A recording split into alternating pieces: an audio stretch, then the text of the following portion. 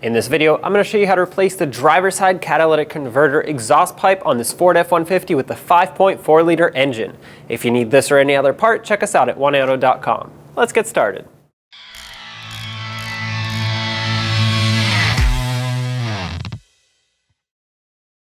Underneath the truck, as you can see, the driver and passenger side pipes meet right here. We have to disconnect that. And just so you know, you're most likely going to need a new clamp for this area because this one is in really poor condition. Most likely I'm going to have to cut it off. Let's get the O2 sensors disconnected. I'm going to start with the driver's side downstream O2 sensor, follow the wire, and you'll see the connector all the way up there. It's that green connector, and to unplug it, if you just reach for the harness, there's going to be a tab on the front side of it. Squeeze that tab and pull the connector out. Might be a little stuck in here from sand buildup over time. There we go. Shake all that sand out of there. Let's get this resecured. There we go. All right, now we can move on. Follow it and unclip it from this retainer. Free up the wire. And now let's remove it off of the pipe. To do this, you may need to apply some heat. We'll see if that's the case, hopefully not. But the reason I disconnected it first is so that once we break it free and it can spin, we can continue removing it without twisting up that wire so we can reuse the sensor. You can take this off with several different tools. I recommend one of these crow's foot oxygen sensor sockets. They are the best for gripping on and providing you with enough space to work. You can use a regular tubular oxygen sensor socket. You could even use a wrench. 22 millimeter is what fits here, but like I said, this is more likely to get a nice tight grip on it. Make sure that this sits perfectly on this O2 sensor. Now, let's try to break it free.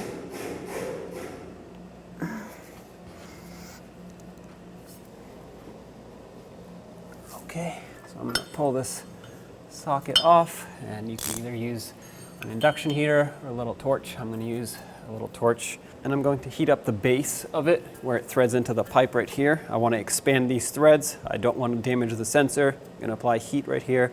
Hopefully that'll get it out.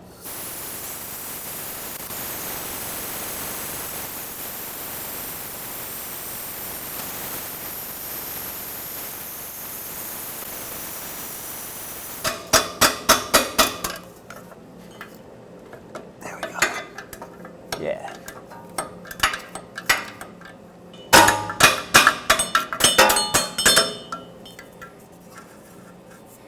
Just take this all the way out at this point. I don't like to soak these with rust penetrant because I don't want the rust penetrant to get down into the sensor part. So usually heat is your best bet when it comes to oxygen sensors. There it is. Drop this down. I'm going to get my socket off of here, and then we'll take the upstream out. If you follow the pipe up, you'll see the upstream O2 sensor.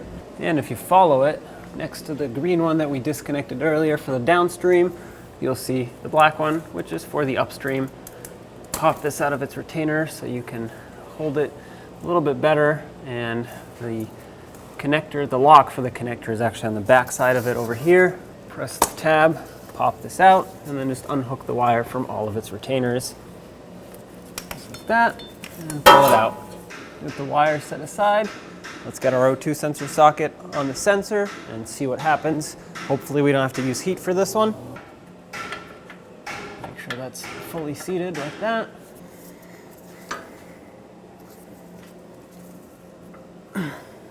Looks like we're gonna have to heat this one up as well. You don't want to force it too much. If it doesn't go and you feel that it's stripping out the cutout here, don't continue, because then you're in for more trouble.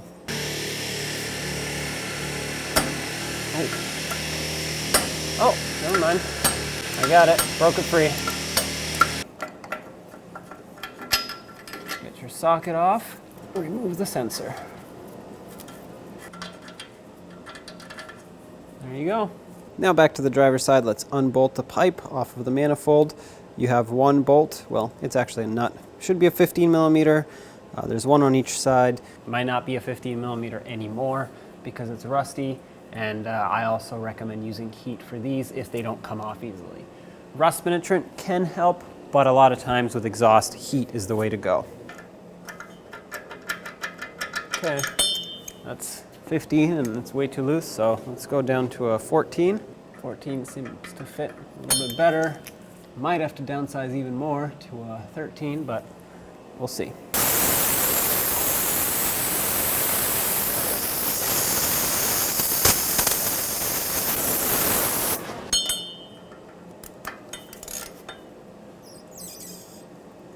Okay.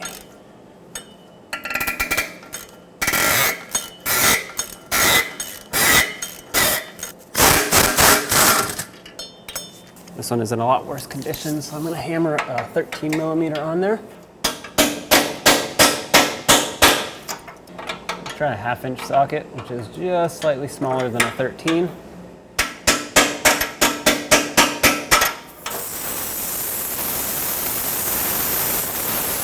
Okay.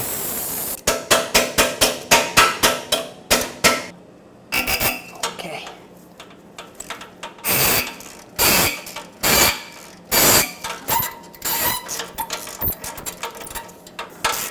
It's always a good idea to have new hardware when you do exhaust work. Oftentimes this is what you end up with. Carefully pry this down. It should separate. All right, it's not going to come down very far though, because it's obviously still bolted onto the rest of the pipe, but it does separate off the manifold. That's what we want. So let's move on and disconnect it from the crossover pipe. Over here, there is absolutely nothing left for me to salvage on this crossover pipe, so I'm just going to cut it and then pry it. Basically pry it open, remove it, and replace it.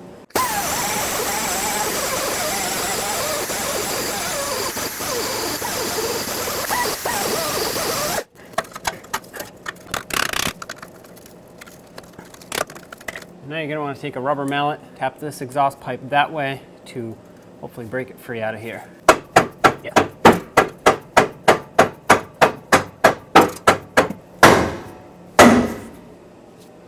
Okay, I got it pretty much where it needs to be. Oh, there we go. That just popped out and it's falling off the manifold. That's perfect. You can remove the driver's side catalytic converter. Now let's take the driver's side pipe, bring it up on the manifold, and slide it into this one. You can let it rest here at this point. Let's get the mounting nuts for the manifold side. At this point, you just want to move the pipe around until it fits. If for some reason it doesn't want to go over the manifold, pull down on the back side of it. This will give you a little extra slack. Once you get it to line up, the flange should basically automatically line up as well. So start the 2 mounting nuts and start the other one as well. And let's tighten these up. I'm going to go back and forth on these so they can seat properly. It's important that this flange sits evenly so that you don't get exhaust leaks. Exhaust leaks up here are not good and a safety concern. So get these nice and snug. There we go. All right. The torque for these two is 30 foot-pounds.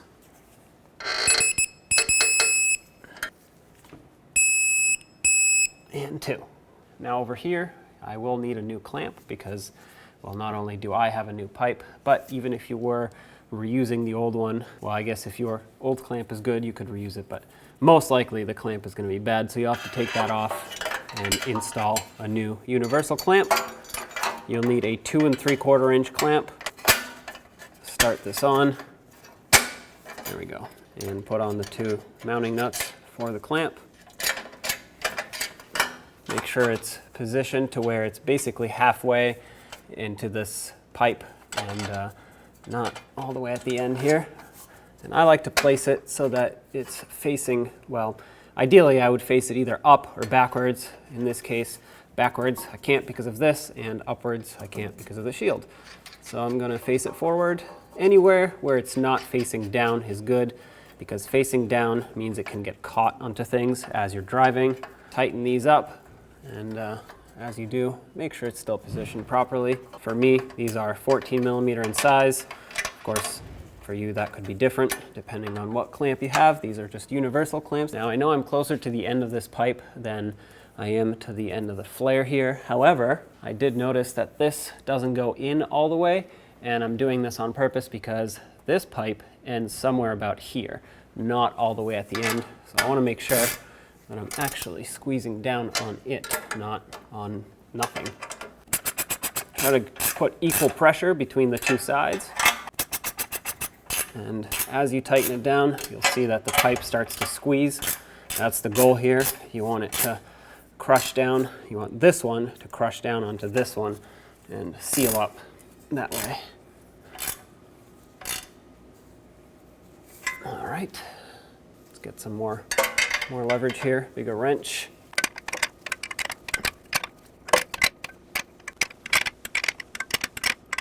All right, that's nice and tight. Now let's get the downstream O2 sensor in on the driver's side, clean up the threads if necessary, but definitely apply some anti-seize.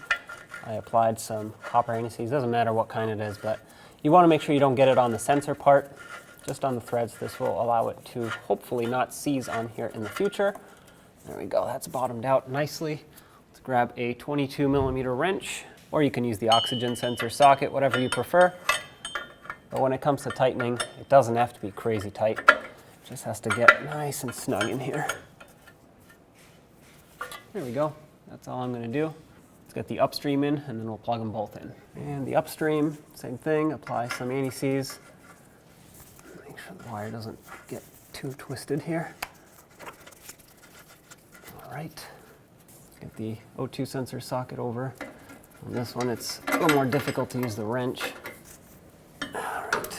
Make sure that's nice and tight. Oh, make sure the O2 sensor socket doesn't fall off. Okay, that's snug. Perfect. Take this off of here. And now let's plug them both in. Green with green and black with black. Make sure the wires are routed where they were before. Make sure they click and secure them. That one was a very silent click, but it did click. Those are both plugged in. Now get in the truck, start it up. And listen for exhaust leaks. There shouldn't be any. If there are any, well, you should fix them. So there you have it. I hope you found this video helpful. If you did, don't forget to leave a like. And as always, don't forget to subscribe and ring that bell so you can stay up to date with all of our latest content. Thanks for watching.